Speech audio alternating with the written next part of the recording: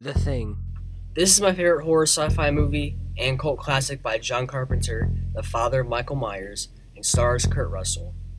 What makes it scary for me is the claustrophobic atmosphere and the mystery and paranoia of who really is the shape-shifting alien. This is basically if Among Us was a movie. The scene that stuck out with me the most is the blood test.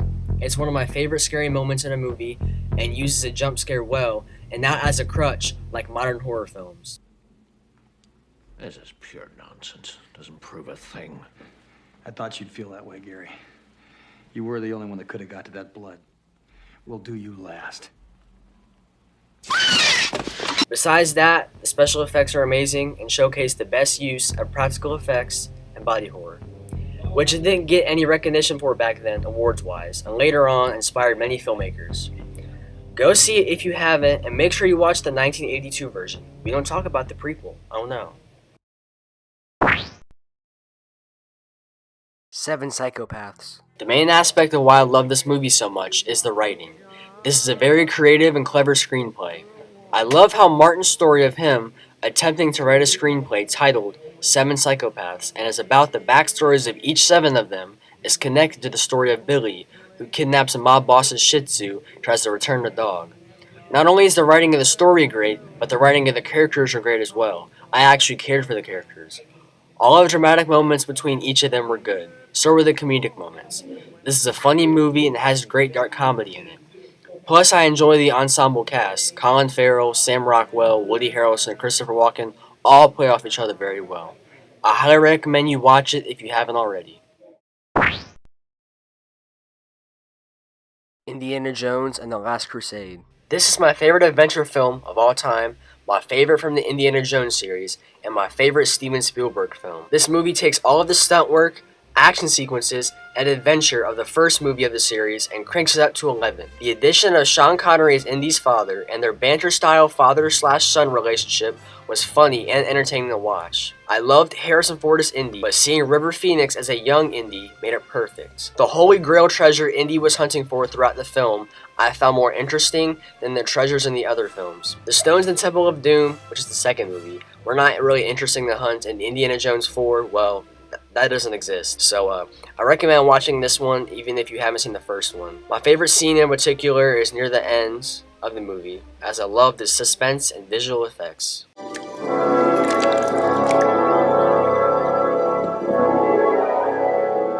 Eternal life.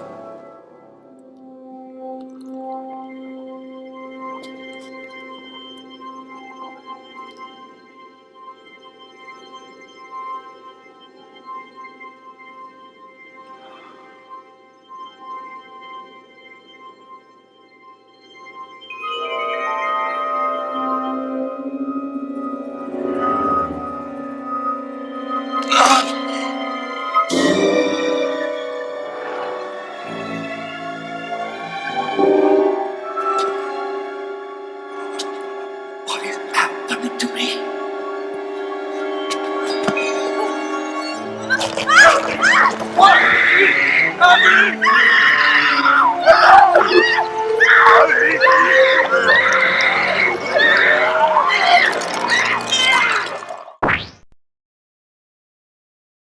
Collateral.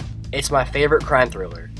I love the cinematography, which earned the film the BAFTA, and the nighttime setting, which sets the dark tone. I like how Jamie Foxx, a cab driver, has to help Tom Cruise, a hitman, take into his hits throughout one night, then the tables turn. Foxx and Cruise have great chemistry. I never expected Tom Cruise to play a villain so well. He should play more villainous roles. Jamie Foxx is good as Max, but why is he always named Max in a movie? Even though she has a small part, I like Jada Pinkett as the Justice Department prosecutor. Their characters complement one another. The action and gunplay is done well and accurately. Overall, a fun thriller, and in my opinion, Michael Mann's best film. Even though he directed Heat, I prefer Collateral more.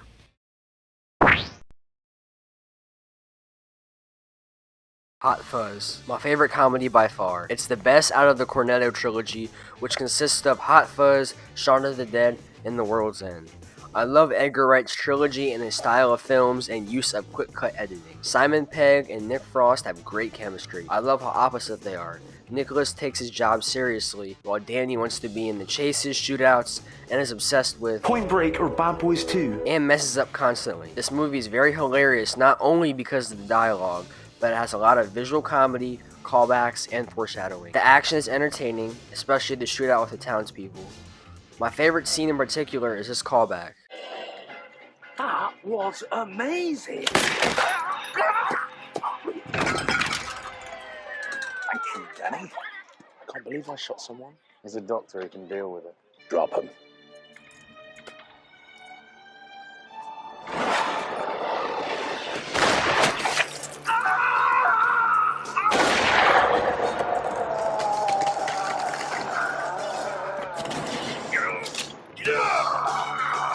You're a doctor.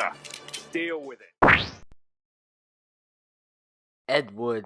This is my favorite biopic. If you want to get into filmmaking, I highly recommend watching Ed Wood. It's about one of the worst directors of all time. It dives into his home life, where he has a struggling marriage with Dolores, and his friendship with actor Bela Lugosi, who played Dracula. It also dives into his film career and his passion to make movies. It shows how he wastes people's money and makes a lot of bad decisions, which makes for a lot of great comedic moments. Not only is Ed Wood an interesting character, but he's portrayed excellently by Johnny Depp. It's his best performance in my opinion. Another performance that stood out was Kingpin as Orson Welles. Ed Wood is a very funny and inspiring film, and I love the setting of 1930s Hollywood. It is Depp's and Tim Burton's best collaboration. Stand By Me. It's one of my favorite coming-of-age films. The camaraderie of the kids and their journey to find this missing person is entertaining to watch. The kids' interactions with each other and their dialogue feels real and authentic. Most movies that try to write dialogue from the perspective of kids, but written by adults, usually don't work for me, but it works well in this film. Why this movie stands out to me the most is when Gordy says,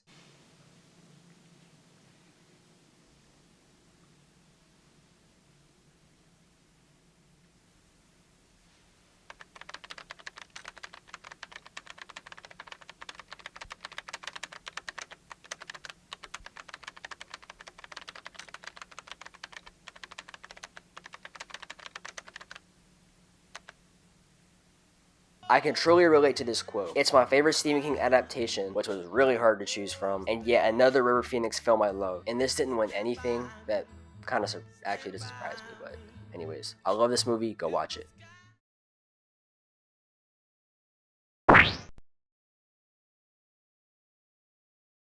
The great Nicolas Cage! I want to take his face off. Sorry, I had a moment there. Adaptation. This has to be one of my favorite performances in a film, and in my opinion, Nicolas Cage's best out of his career from what I've seen. This movie proves Cage is a diverse actor. The rest of the cast is equally brilliant. Meryl Streep and Chris Cooper are both excellent. Chris Cooper actually won for Best Supporting Role, which doesn't surprise me. Him playing LaRoche was a perfect choice. He was so good. Charlie Kaufman's writing and Spike Jonze's direction both complement one another. The main reason why I love adaptation is how relatable it is to me and my struggle to write. Donald and Charlie struggle to write a screenplay and have writer's block, which personally I have writer's block all the time, whether it's school, writing a script, no matter what. I'm glad I have a film that I relate to personally. But the other point why I love this movie is this has one of my, actually no, not one of, my favorite monologue ever. Here's a little taste of it. Yes. Sir, what if a writer is attempting to create a story where nothing much happens, where people don't change, they don't have any epiphanies, they struggle and are frustrated and nothing is resolved? More a reflection of the real world. The real world? Yes, sir. The real world. First of all, you write a screenplay without conflict or crisis, you'll bore your audience to tears. Secondly, nothing happens in the world? Are you out of your fucking mind? People are murdered every day. There's genocide, war, corruption every fucking day. Somewhere in the world, somebody sacrifices his life to save somebody else. Every fucking day, someone somewhere takes a conscious decision to destroy someone else. People find love, people lose it. For Christ's sake, a child watches a mother beaten to death on the steps of a church. Someone goes hungry. Somebody else betrays his best friend for a woman. If you can't find that stuff in life, then you, my friend, don't know crap about life. And why the f*** are you wasting my 2 precious hours with your movie? Brazil is one of my favorite sci-fi films by Terry Gilliam, who gave us classics such as 12 Monkeys, Monty Python, and Fear and Loathing in Las Vegas. This film has a lot of different elements combined into one movie, which is why it's my second favorite of all time. It's a love story where Sam Lowry, played by Jonathan Pryce, or who you guys may know him as Elizabeth Swann's dad in the Pirates of the Caribbean films, finds out that the girl in his dreams, Jill, is real and must pursue her while having to do with the government and their lies. Not only is it an interesting story, but it has a dark comedy, which by the way is really essential. This has absurdism, social commentary, action, and a dystopian setting that's industrial and 1940s. Also, this has a lot of Casablanca references, which is kind of odd, but this has one of the darkest endings I've seen in the film, which I won't spoil, and the first time I saw it, it really surprised me. Brazil easily has my favorite use of set design, costumes, and visual effects, which also all won a BAFTA for. Oh, and Robert De Niro is awesome when he shows up.